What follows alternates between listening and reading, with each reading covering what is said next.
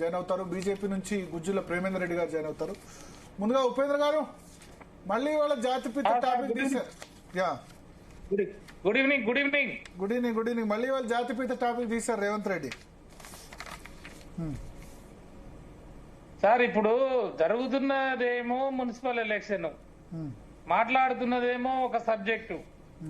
మీరు రెండు పార్టీలు సరే, ఈ రోజు ఒకటి మీరు సంతోషకరమైన వార్త ఏం చెప్పారంటే బూతులు బంద్ చేసిండు అనేది ఒక సంతోషకరమైన వార్త. ఒకసారి రేవంత్ రెడ్డి బయట ఉంది, ఒకసారి ప్లే చేసిన తర్వాత మీరు చెప్పండి. ఎస్, రేవంత్ రెడ్డి ఏమన్నారు ఒకసారి లైవ్ లో యా పీసీఆర్ రేవంత్ రెడ్డి ఏమన్నారు ఒకసారి వినండి. ఎస్, తెలంగాణ జాతి పితకు చంద్రశేఖరరావు గారి టెలిఫోన్ ట్యాపింగ్ లో నోటీస్ ఇచ్చిరని నేను ఒక్క మాట అడగదలుచుకున్నా. ఎవరిని వదిలినరా మీరు? ప్రతిపక్ష నాయకులను వదలకపోతే, జడ్జిలను వదలకపోతే, జర్నలిస్టులను వదలకపోతే, సినిమా తారలను వదలకపోతే, ఆఖరికి పెళ్ళా మొగుడు మాట్లాడుకుంటుంటే కూడా వాళ్ళ చెవులలో వాళ్ళు మాట్లాడుకునేది నీకెందుకయ్యా వినేది? ఏమన్నా పొయ్యకాల ఏం రోగం అయ్యాది? పెళ్ళా మొగుని కూడా మాట్లాడుకోనియరా? ఇంత చిల్లర పని చేసినప్పుడు నోటీస్ ఇవ్వకపోతే ఏం చేస్తారయ్యా? అసలు బేడీలేసి ఈడ్స్కి రావాలి. ఇంకా మన పోలీసు వాళ్ళు మంచోళ్ళు కాబట్టి నోటీస్ ఇచ్చి రమ్మంటే లేదు లేదు నేను ఫామ్ హౌస్ లో ఉన్నా, దావతులు చేసుకుంటున్నా, మీరు ఆడికే రమ్మని అడిగాను. ఎవడన్నా తప్పు చేసినోడు రమ్మంటాడే. అయినా కూడా వయసును దృష్టిలో పెట్టుకుని బంజారాహిల్స్ లో నీకు ఇల్లు ఉంది కదా, గాడికి రా నమోదు చేసుకుంటాం అంటే గట్లెట్లా పిలుస్తారని అడుగుతారు. ఇవాళ తప్పు చేసినోని అంగి పట్టి ఈడ్చుకొచ్చే చట్టం ఉంది మన దగ్గర. ఇవాళ ఆయన చరిత్రనంట నేను మొత్తం రూపుమాపే ప్రయత్నం చేస్తుండంట. హరీష్ రావు గారు, మీ మామ దొంగ పాస్పోర్ట్ల చరిత్ర నేను తూడిపినా పోతదా? ఉపేంద్ర గారు విన్నారు కదా? ఎస్ ఉపేంద్ర గారు, ఇప్పుడు నేను ఏమంటున్నా, వాళ్ళు అధికారంలో ఉన్నారు, ముఖ్యమంత్రి పదవిలో ఉన్నారు, పోలీసు ఉన్నది, ఇంటెలిజెన్స్ ఉన్నది, సిట్టు వేశారు, సిట్టు వేశారు, రెండు సిట్టు కూడా వేశారు. మేము ఏమంటున్నాం, ఏదైనా తప్పు చేస్తే మా నుంచి ఏమైనా జరిగితే దాన్ని మీరు చేయండి అని చెప్పేసి అని అడుగుతున్నాం. మేమే చెప్పినాం కదా, 2 సంవత్సరాలు ఎందుకు పడుతుంది టైం? ఏంటి ఈ కాలక్షేపం? ఏంటి ఎలక్షన్ల ముందు ఈ ప్రచారాలు ఏంటి? ఫోను ట్యాంపరింగ్ జరిగితే ఇన్ని రోజులు పడుతుందా అంటే 2 సంవత్సరాలు 6 నెలలు పడుతుందా సార్? 4 నెలలు పడుతుంది దగ్గర దగ్గర. నేను ఏమంటున్నా, ఇవన్నీ కూడా కాలక్షేపం చేస్తూ ఎలక్షన్ లో ప్రచారాలు చేసి ప్రతిపక్ష పార్టీని బదనాం చేయడం కొరకు, నాయకత్వాన్ని వాళ్ళ యొక్క విలువల్ని తక్కువ చేసే విధంగా వీళ్ళు ప్రయత్నం చేస్తా ఉన్నారు. కానీ నిజంగా వాళ్ళలో ఎక్కడ కూడా ఫోన్ ట్యాంపరింగ్ విషయంలో తప్పు జరిగినట్టు వాళ్ళు కొండం దోవి ఎలకని కాదు, ఎలక తోకను కూడా పట్టలేదు. దానికి ముందు కాళేశ్వరం కమిషన్ అని కూడా ప్రచారం చేశారు. దాన్ని కూడా దపదపాలుగా ఎక్స్టెన్షన్ చేశారు. సాక్ష్యాలు అన్నారు. హరీష్ గారిని పిలిచారు, ఇతర పార్టీ నాయకులు పిలిచారు, కేసీఆర్ గారిని పిలిచారు. తీరా అది హైకోర్టు పోతే ఆ కమిషన్ చేసిన విధానం కూడా కరెక్ట్ కాదని దాని మీద స్టే చేయడం జరిగింది. తర్వాత ఏసీబీ కేసు అన్నారు. దాంట్లో ఫార్ములా ఈలో మరి లంచాలు జరిగినాయి అన్నారు. లంచాలు ఏమి ఇచ్చినోడు లేడు, తీసుకున్నోడు లేడు. కేటీఆర్ డైరెక్ట్ నేనే ఇవ్వమని చెప్పినా ఇక్కడ బ్యాంకుల నుంచి అక్కడ ఫార్ములా ఈ సీఈఓ అకౌంట్ లో డబ్బులు పడ్డాయని చెప్పినాడు. దాంట్లో దొంగతనం లేదు, ఏసీబీ కేసు నాట్ అప్లికబుల్. మళ్ళీ అది పోయిన తర్వాత ఫోన్ ట్యాంపరింగ్, విద్యుత్ కొనుగోలు కమిషన్. అంటే నేను ఏమంటున్నా సార్, ఈ రకంగా ఎందుకు ఈ రకంగా ప్రజలలో ఈ కేసును అడ్డం పెట్టుకుని భావోద్వేగాలు రెచ్చగొట్టి ఎలక్షన్ లో ప్రచారాలకు ఒక అస్త్రంగా దీన్ని ఉపయోగించుకోవడం తప్ప మరొకటి కాదు. ఇందులో ఎలాంటి కూడా జరగలేదు అనేది మేము మొదటి నుంచి చెప్తున్నాం. రేపు ఈ కేసు విషయంలో కూడా తప్పకుండా ఆ కేసు ఆ పెట్టినటువంటి సెక్షన్లు కూడా దాంట్లో పెట్టింది పీడీపీపీఐ యాక్ట్ పెట్టాడు, టెలిగ్రాఫ్ యాక్ట్ 166, 167 పెట్టాడు, తర్వాత క్రిమినల్ బ్రీచ్ ఆఫ్ ట్రస్ట్ పెట్టాడు. ఇవి చిన్న చిన్న సెక్షన్లు. ఇది trial by first class magistrate 3 సంవత్సరాల లోపు శిక్ష పడేటువంటి కేసులలో సిట్ పెట్టాడు. దానికి సిట్ అవసరం లేదు. దీంట్లో ఇన్వెస్టిగేషన్ చేయడానికి పోలీస్ సరిపోతుంది. సిట్ అనేది మాత్రం ప్రత్యేక పరిస్థితులలో, దేశ అంతర్గత విషయాలలో, లేకపోతే నక్సలైట్లో, లేకపోతే తీవ్రవాదులో, దేశ అంతర్గత విషయాలలో దెబ్బతిన్నప్పుడు ఏదైనా జరిగినప్పుడు పోలీసు దాంట్లో ఇన్వెస్టిగేషన్ లో ముందుకు పోలేనప్పుడు ఇట్లాంటి సిట్లు ఇలాంటి కార్యక్రమాలు జరుగుతాయి. కానీ ఈ చిన్న కేసులో ఒక సిట్ వేసి చిన్న చిన్న సెక్షన్లలో సిట్ పెట్టి ఆ సిట్ తోటి ఒక ఆఫీస్ పెట్టి దానికి ఒక ఆఫీసర్లను పెట్టి ఈ రకంగా గ్రామ పంచాయతీ ఎలక్షన్లు ఇప్పుడు కొంతమందిని పిలవటం, మున్సిపాలిటీ ఎలక్షన్లు ఇప్పుడు కొంతమందిని పిలవటం, లేదంటే కాంగ్రెస్ పార్టీలో జరుగుతున్న కుంభకోణాలను బయటికి తెస్తే హరీష్ రావు గారికి నోటీసులు. మొన్న కోల్ మైన్ లో కుంభకోణం జరిగింది, 1600 కోట్ల రూపాయల సంవత్సరానికి నష్టం జరుగుతుంది, తెలంగాణ సొమ్ము దోపిడీ జరగబోతుంది అని చెప్పేసి జరిగింది అని చెప్పేసి హరీష్ రావు గారు పెట్టగానే నోటీసులు. అంటే దపదపాలుగా నోటీసులు తీసుకురావడం ఒకటి, లేదు అంటే జాతిపిత అనేది రెండో అంశం, లేదు అంటే నీ జాతి వాళ్ళు.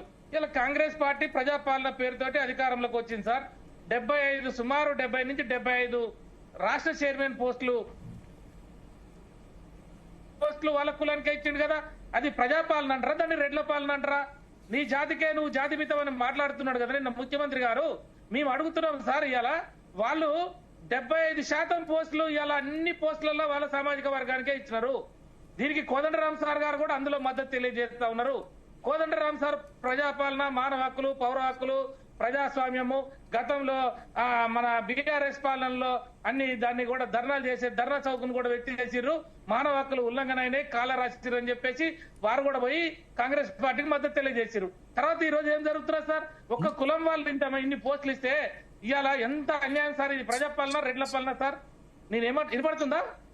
వినపడుతుంది, చెప్పండి. నేనేమంటున్నా సార్, మీరు దయచేసి మళ్ళా భరత్ గారు మీకు నేను దపదపాలుగా విజ్ఞప్తి చేస్తా ఉన్నా. ముఖ్యమంత్రి గారు ఈ చర్చ ద్వారా భాష బంద్ చేసిందంటే చాలా సంతోషం. రెండోది ఏంటంటే ఈ బీసీ కులాలకు సంబంధించిన కార్పొరేషన్లు, ఫెడరేషన్లు ఉన్నాయి సార్. 17 సుమారు 20 దాకా ఉంటాయి. దాంట్లో నాయ బ్రాహ్మణ కార్పొరేషన్ ఉంటది.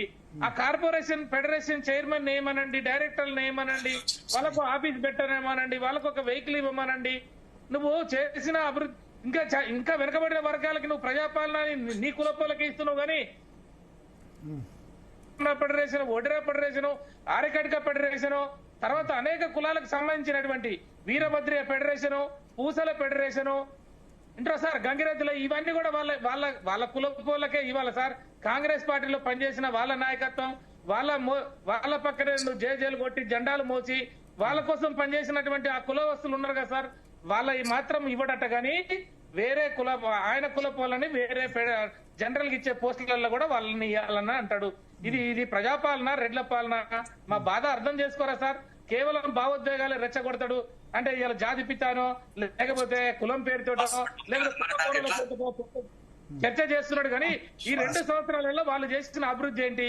మేము మా కాలంలో ఇలా మేమేం చెప్తా ఉన్నాం? మా 10 సంవత్సరాల పాలనలో మున్సిపాలిటీలలో ప్రతి ఇంటికి మేము మిషన్ భగీరథ నీళ్లు ఇచ్చాము, సీసీ రోడ్లు వేశాము, 24 గంటలు కరెంట్ ఇచ్చాము, వైకుంఠ ధామాలు కట్టాము. ఈ రకంగా మేము డెవలప్మెంట్ యాక్టివిటీస్ తోటి, అదే విధంగా ఫంక్షన్ హాల్స్ కట్టాము, అదే విధంగా పేదవారికి అవకాశాలు వచ్చే విధంగా మరి ఈ ఆత్మగౌరవ భవనాలు కట్టాము. ఇట్లా మేము డెవలప్మెంట్ యాక్టివిటీస్ గురించి మాట్లాడుతున్నారు. కానీ మా వాళ్ళు ఇవన్నీ చేసిన తర్వాత మీరు ఇప్పుడు ఒక 116లో ఒక 50 గెలుస్తామని చెప్పగలరా? ఏమంటారు?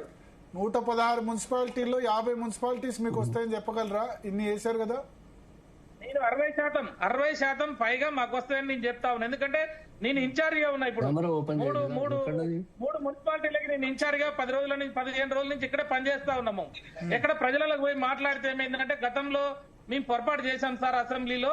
ఎందుకంటే మున్సిపాలిటీలు అనేవి అర్బన్ ఏరియాలో ప్లస్ రూరల్ నుంచి వచ్చే జనము అర్బన్ వాళ్ళు అక్కడనే ఉంటారు కాబట్టి ఎక్కువ శాతం. కాబట్టి జరిగినటువంటి తప్పు ఏంటి అంటే మేము ఈరోజు అభివృద్ధి మొత్తం కూడా ఆగిపోతా ఉన్నది. గతంలో తెలంగాణ ప్రాంతంలో వచ్చేటువంటి అంటే భూముల విషయంలో, రియల్ ఎస్టేట్ విషయంలో ఇవన్నీ కూడా అంత మున్సిపాలిటీలలో ఏమైందంటే మనం మున్సిపాలిటీలు పెంచిన తర్వాత కలెక్టరేట్ ఆఫీసులు స్టేషన్లు కట్టిన తర్వాత, పోలీస్ స్టేషన్లు డెవలప్ చేసిన తర్వాత, రోడ్లు డెవలప్ చేసిన తర్వాత ఏమైందంటే అక్కడ ఫెసిలిటీస్ ఎప్పుడైతే వచ్చినాయో కొత్తగా వచ్చిన మున్సిపాలిటీలు వచ్చినాయి ఏమైందంటే హైదరాబాద్ లో ఉన్న రియల్ ఎస్టేట్ సగం డబ్బు కూడా నీకు మున్సిపాలిటీలకు పోయింది సార్. వనపర్తి లాంటి నగరంలో ఇవాళ గజం ₹1,00,000 అమ్ముతున్నారు సార్. బంజారాహిల్స్లో ₹1,00,000 గజం ఉంటే వనపర్తిలో కూడా గజం ₹1,00,000 పోయింది.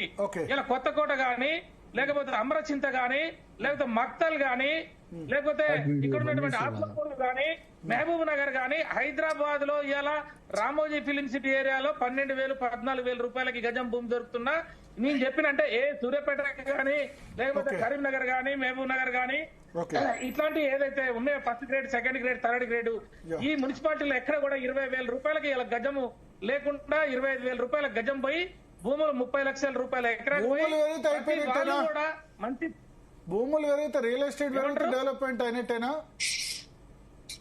నేనేమంటున్నా సార్, నేనేమంటున్నా ఇప్పుడు అదొక్కటే కాదు కదా, భూముల రేట్లు పెరిగినాయి కదా. ఇప్పుడు ఏ పేద రైతుకు 2 ఎకరాలు ఉన్నా కూడా 30 లక్షలకు ఎకరం పోతే 60 లక్షల రూపాయలు అయింది కదా సార్. 3-4 ఎకరాలు ఉన్న వాళ్ళు కోటీశ్వర్లు అయింది కదా సార్. అంటే రోడ్స్ పెరిగినాయి కదా, Yeah. వాటర్ ఫెసిలిటీస్ పెరిగింది కదా, కరెంట్ ఒకసారి పెరిగింది శరత్ కదా. గారు కట్కం మృత్యుంజయం గారు జాయిన్ అయ్యారు. ఉపేంద్ర గారు ఒక్క నిమిషం. శరత్ గారు సార్ సో మళ్ళీ వాళ్ళ జాతీయ